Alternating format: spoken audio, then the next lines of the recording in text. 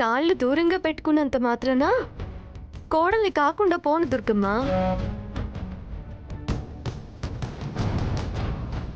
నీ గుమ్మం దాటొచ్చే రోజు త్వరలోనే వస్తుంది.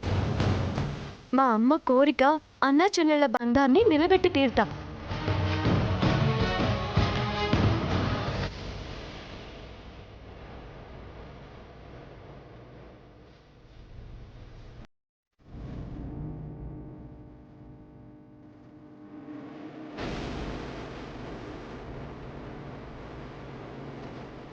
వస్తాం మామయ్య. అదేంటి తులసి, అందరం భోజనాలు చేద్దాం, లోపలికి రండి. అమాయకంగా మాట్లాడకు బావా. ఇన్కమ్ ట్యాక్స్ వాళ్ళ పుణ్యమా అని ఈ వ్రతం జరిగింది, లేకపోతే ఇది జరిగేదే కాదు. అయినా మీ అమ్మ నేను ఈ ఇంటి గడప తొక్కొద్దని బయటే వ్రతం ఏర్పాటు చేసింది. నా స్థానం ఇక్కడే అని చెప్పకనే చెప్పిందిగా. చూడు బావా, మీ అమ్మ అనుమతి ఆశీర్వాదం లేందే నేను నిన్ను ఎలా పెళ్లి చేసుకోను అన్నానో, అవన్నీ లభించాక ఎలా తాళి కట్టించుకున్నానో అలాగే తనకు తానుగా పిలిచి నా చెయ్యి పట్టుకొని తనే గడప స్వయంగా దాటించి దీపం వెలిగించమనేదాకా నేను మీ ఇంట్లో అడుగు పెట్టను.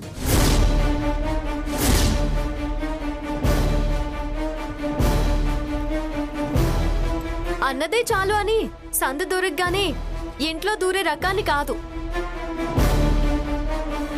అత్తయ్య, నువ్వు పిలవాలి, అడుగు పెట్టించాలి, అందాక రావడం జరగదు.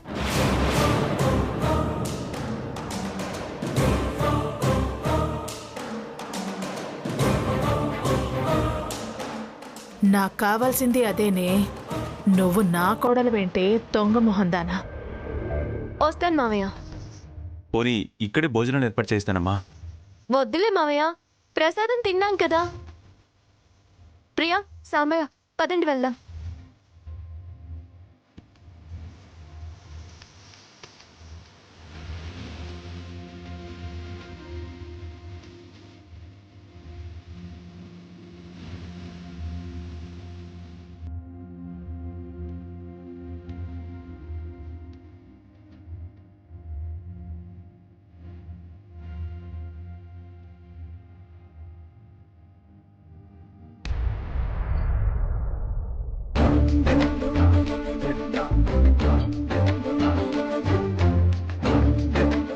వయసులో చిన్నదానివైనా నిన్ను మెచ్చుకోకుండా ఉండలేకపోతున్నాను తులసి. ఎన్నిసార్లు పొగిడినా ఇంకా ఇంకా పొగడాలనిపిస్తుంది.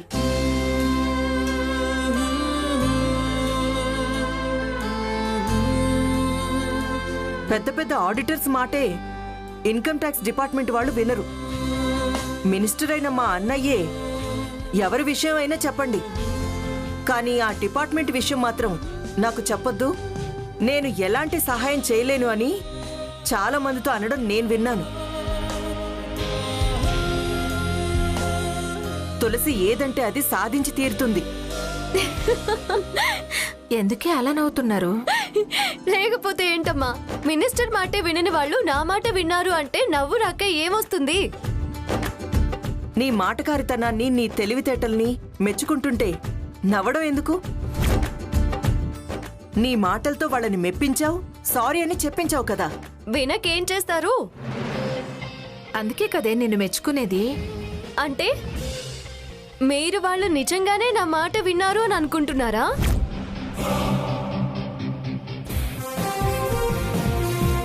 నేను అంత గొప్ప అని అనుకుంటున్నారా? కాదా? కాదు, వాళ్ళంతా నా ఫ్రెండ్స్. మిగతా వాళ్ళు వాళ్ళకి తెలిసిన వాళ్ళు.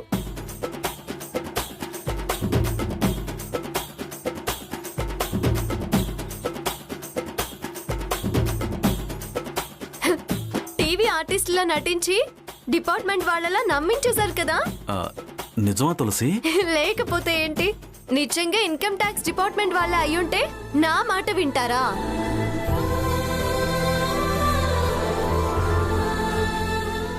చూపించిన కాగితాలు చూసి అలాగే వెళ్ళిపోతారా? ఇల్లు పీకి పందిరేరు.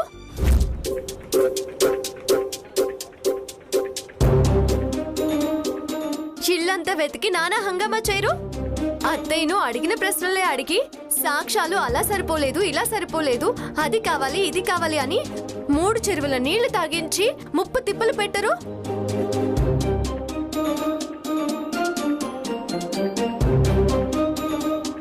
అవునంటీ, తులసి చెప్పింది నిజం. వాళ్ళు మా వాళ్ళే. నేను హాస్ని కలిసి ప్లాన్ చేసి దుర్గమ్మకు చెమటలు పట్టించి నా దారికి తెచ్చుకున్నాము.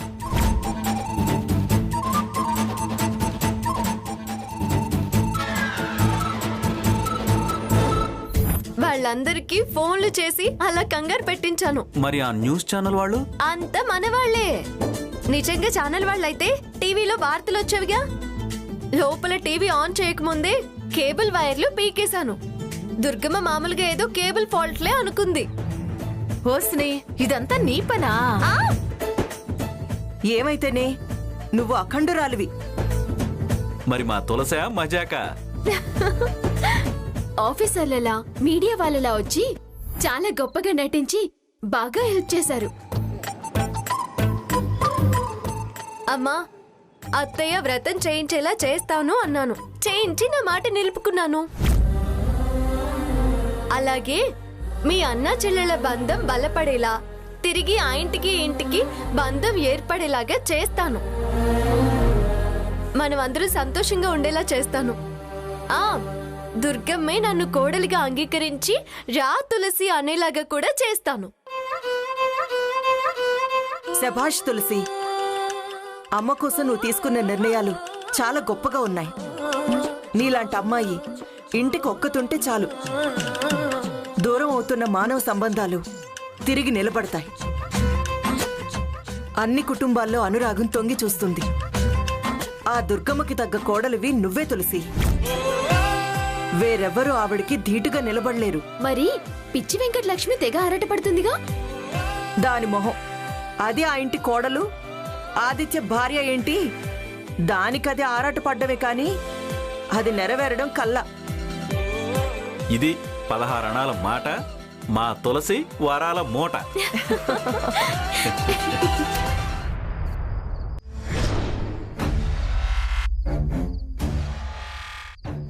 నాకు ఆదిత్యకి మొన్ననే పెళ్ళైంది సార్. సత్యనారాయణ వ్రతం చేసుకుంటున్నాము. మీరు డ్యూటీ మీద వచ్చినా వ్రతం డిస్టర్బ్ చేస్తే పాపం తగులుతుంది సార్. ఇవి సిటీ అవుట్కట్స్ లో మా అమ్మ పేరునున్న పొలం కాగితాలు కూతురిగా నాకు గిఫ్ట్ గా ఇచ్చారు. దాన్ని నేను నాకు కాబోయే భర్త ఆదిత్యకు గిఫ్ట్ గా ఇచ్చాను. వాళ్ళు దాన్ని బేరం పెట్టగా అడ్వాన్స్ గా వచ్చిన డబ్బు వివరాలు. మా మావయ్యకి భారం కాకూడదని, ఇలాంటి సమస్యలు ఎదురవ్వకూడదు అని మా అమ్మ బంగారం, నా బంగారం తనఖా పెట్టి మా మావయ్యకి మేమిచ్చిన సొమ్ము తాలూకు డీటెయిల్స్ ఇవి.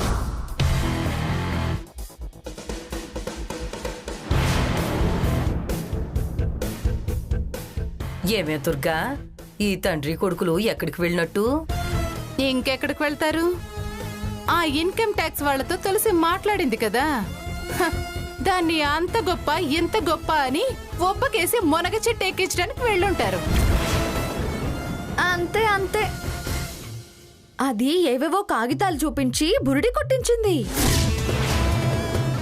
అక్క, అనకూడదు గాని అదంటే నీకు పడకపోవచ్చు గాని ఒక విధంగా చూస్తే అది తెలివేందేనక్క. ఎంత చక్కగా వాళ్లతో మాట్లాడి వాళ్ళని మెప్పించి ఒప్పించి మన దగ్గర ఏ తప్పు లేదని వాళ్ళని ఎలా పంపించిందో చూసావు కదా. వసే వెంకటలక్ష్మి, నువ్వైనా కాస్త దాని తెలివితేటలు వంట పట్టించుకోవే. ఏంటి దాని తెలివితేటలు ఇది వంట పట్టించుకునేది? అసలు ఈ వ్రతం చెయ్యవే దుర్గా అని సలహా ఇచ్చిందే నేను. గొప్పతనం అంటే నాది. ఏదైనా మెచ్చుకోవడాలుంటే నన్ను మెచ్చుకోవాలి.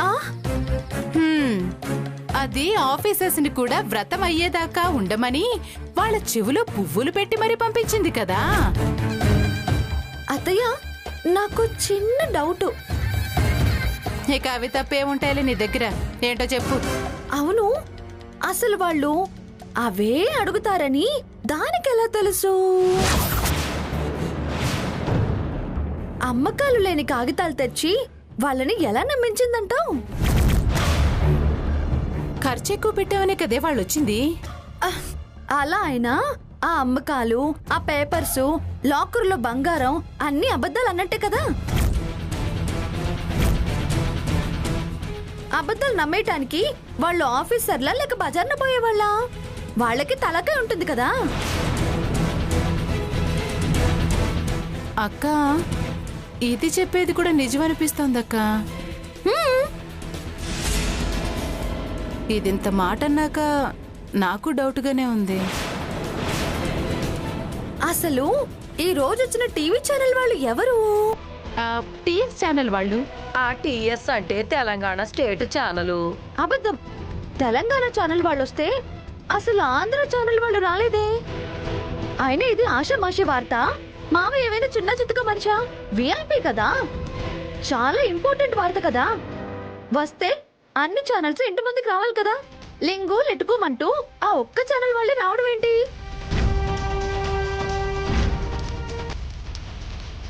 అసలు ఛానల్ ఉందా? వచ్చిన వాళ్ళు ఆఫీసర్సేనా?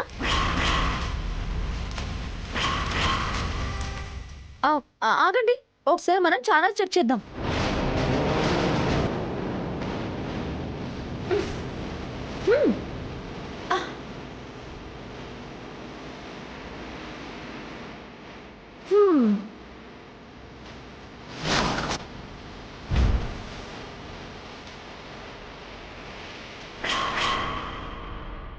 ఏది టీఎస్ ఛానల్ రావట్లేదే. అవునవును, ఏది టీఎస్ ఛానల్? నిజమే కదా, ఆ ఛానలే లేదు కదే. అక్క, కొంపదీసి టీఎస్ ఛానల్ అంటే తులసి ఛానల్ కాదు కదా? గోవిందా గోవిందా. టీఎస్ ఛానల్ తుస్సు అంటే ఆఫీసర్స్ రైడింగ్ అంతా బొస్సు. అదే వాళ్ళందరినీ రప్పించింది, ఆ కాగితాలు సృష్టించింది, నిన్ను భయపెట్టి వ్రతం చేయించేలా చేసింది అత్తయ్య. సత్యవతి, పోనివే.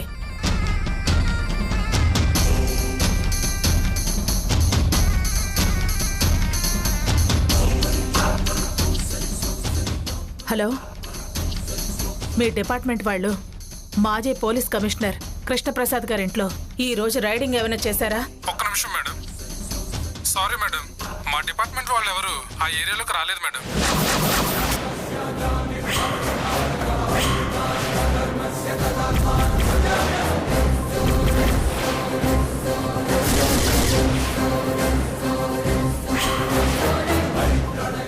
థ్యాంక్స్ అండి.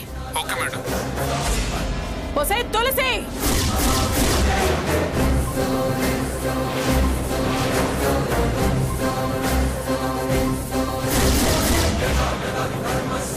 వ్రతం జరిపించడానికి అది బాగా భారీ స్కెచ్ చేసింది. అక్కేమో దాని దెబ్బకి భయపడిపోయింది. అదందుకే ముందే వచ్చి సత్యనారాయణ స్వామి కథలన్నీ చెప్పి భయపెట్టి వెళ్ళింది. నువ్వేమో భయపడ్డావు. దాని కార్యం ముగించుకొని దాని మాట అది నెగ్గించుకుంది. అది గెలవటం అటుంచవే, దాని సంగతి నేను తెలుస్తాను. కానీ ఈ వ్రతం చేయవే దుర్గా అని సలహా ఇచ్చింది ఎవరు? అదిగో 47. నువ్వే కదా పిన్ని ఈ సలహా ఇచ్చింది? ఇచ్చిన మాట నిజమే కానీ అది ఇన్ని కుతంత్రాలు చేస్తుందని నాకేం తెలుసే దుర్గా. అది ఇలా బెదిరిస్తుంది, నువ్విలా బెదురుతావని నేనేమైనా కల కన్నానా? అదేమో ఈ సంతోషంలో ఎంతో విర్రవీగిపోతా ఉంటుంది. మళ్ళీ ప్లాన్ వేసి మన గడప దాటి లోపలికొస్తుంది. ఆదిత్యతో కాపురం మొదలు పెడుతుంది. కాళ్ళు విరగొడతాను. నన్ను మోసం చేసిన దాన్ని ఊరికే వదిలిపెట్టను.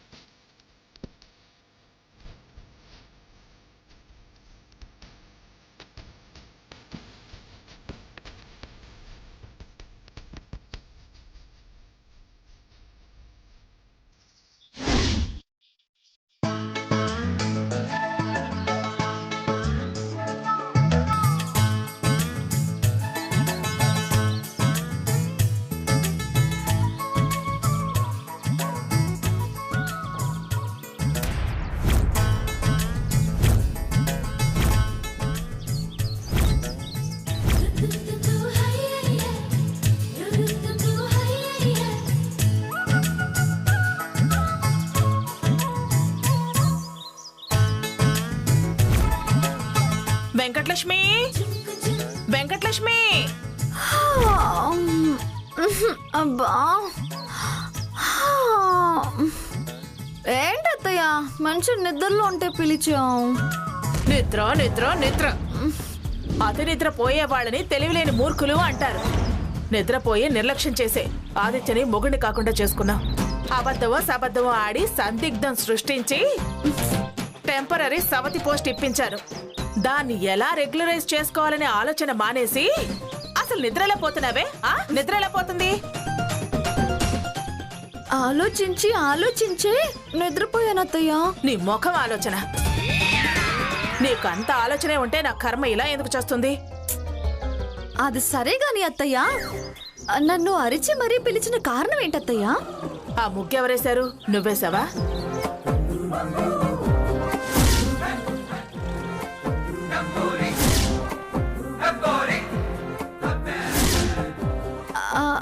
అది అది అర్థమైందే నాకు. అది వేస్తే వేసింది నేనే అని పోజులు కొడుతూ నిలబడేది. లేదంటే ఎవరు వేసుంటారబ్బా? చిన్నత్తయ్య వేసిందేమో. ఏం చిన్నత్తయ్య? అబే అది అదెప్పుడేయాలి? వాకింగ్ వెళ్దాం రమ్మంటేనే ఉలుకు పలుకు లేకుండా ఉంటుంది. ఇంక ముగ్గెప్పుడేస్తుంది? ఆ ముగ్గు నా మూడంతా పాడు చేసింది. ఇంత కాఫీ తాగి వెళ్తాను. కాఫీ తీసుకునిరా.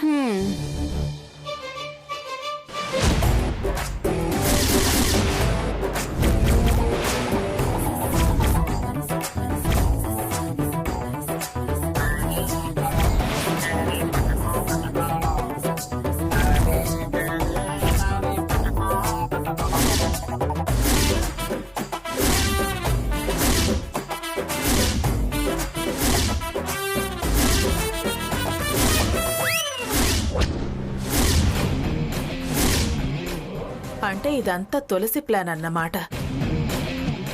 పాచివాకిలి ఊడ్చి కాఫీ ఇచ్చి నన్ను మంచి చేసుకుని నా అభిప్రాయాన్ని మార్చాలనే ఎత్తన్నమాట. దాని చీప్ ట్రిక్కులు ఈ దుర్గమ్మ దగ్గర సాగవని తెలీదు పాపం. దానికి ట్రిక్కులు వేయటం తెలుసు, నాకు ట్రిగ్గర్ నొక్కడం తెలుసు. అస్సలు గురి తప్పదు. గుర్తుండిపోయేలా చేస్తాను, చూస్తూ ఉండండి. ఏం చేస్తావు అత్తయ్య? చూస్తావుగా, చూస్తూ ఉండు.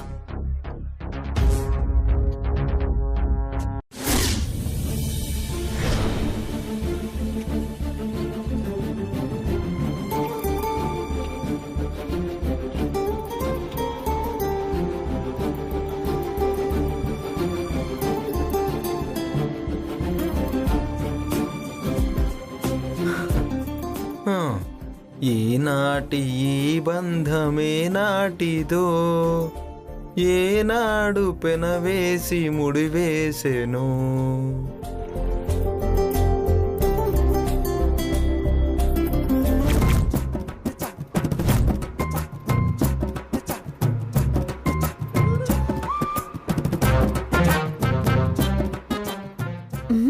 ఇదేంటి బావ పని మనిషి వైపు అలా చూస్తున్నాడు? మనిషి మనిషికి దగ్గర కావాలంటే ప్రేమ కలగాలి. ప్రేమ కలగాలంటే మనసులు కలవాలి.